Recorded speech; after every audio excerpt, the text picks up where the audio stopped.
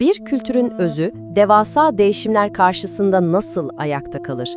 Kulağa basit bir soru gibi gelse de cevabı çok derin. İşte bu anlatıda kaynak metinlerimize dayanarak Kürtlerin deneyimi üzerinden bu sorunun izini süreceğiz. Ve yolculuğumuz işte tam da bu cümleyle başlıyor. Hayat zor ama sadeydi. Düşünsenize, bu tek cümle aslında her şeyi özetliyor.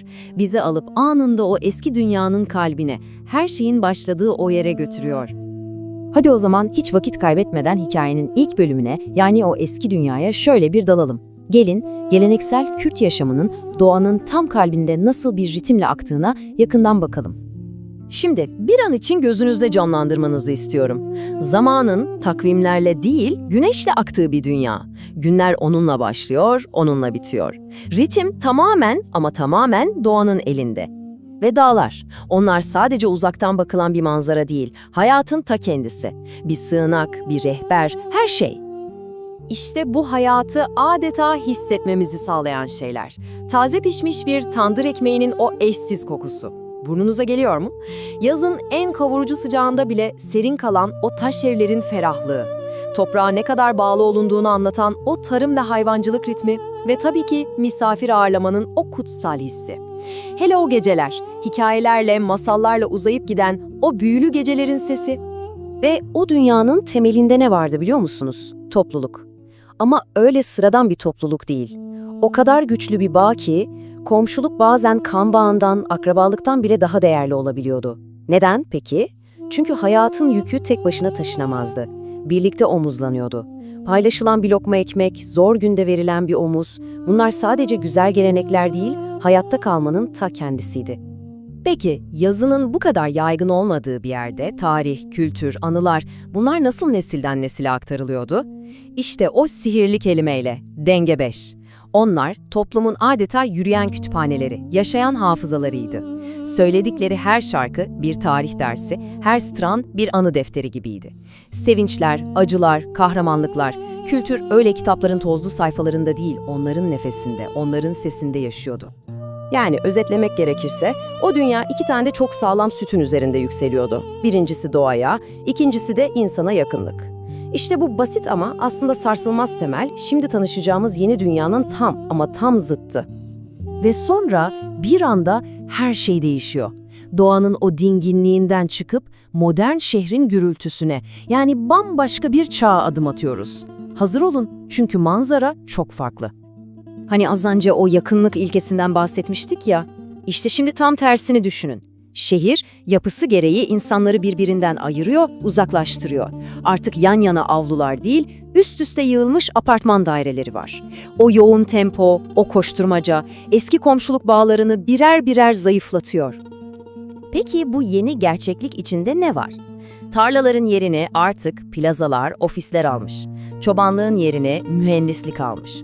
Gençler artık doktor, öğretmen oluyor. Yani artık sadece kendi köylerinin değil, tüm dünyanın bir parçası haline geliyorlar. Ve bu da onlara yepyeni, daha küresel bir kimlik kazandırıyor. Şimdi bu muazzam değişimi daha net görebilmek için gelin hızlı bir karşılaştırma yapalım.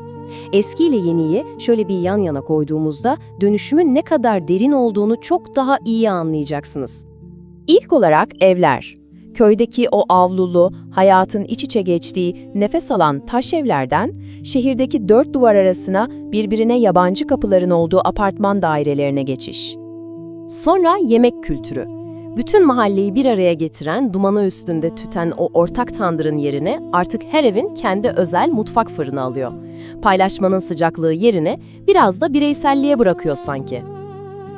Ve belki de en önemlisi kültürün tüketilme şekli.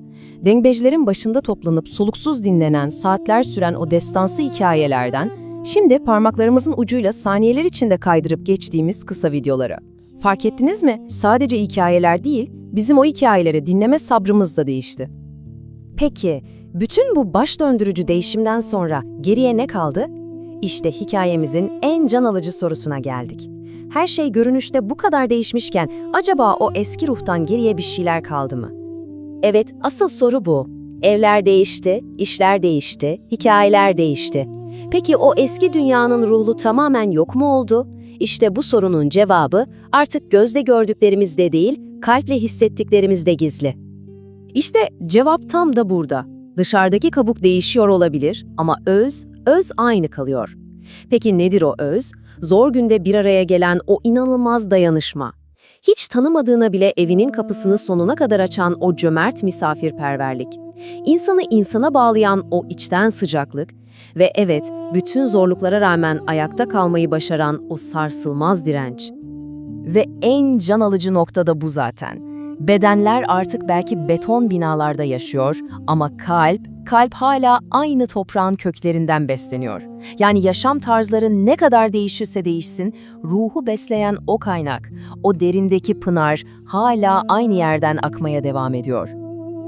Ve bu son cümle aslında bütün bu anlattığımız hikayeyi tek bir nefeste özetliyor. Bir halkın ruhu zamanla aşınmaz, sadece yeni şekillerle yoluna devam eder. Demek ki kültür, müzeye konulacak cansız bir nesne değil. O, yaşayan, nefes alan bir varlık. Ve bu yolculuk bize şunu hatırlatıyor. Kimlik aslında ne kadar kırılmaz, ne kadar dirençli ve ne kadar güçlü bir şey.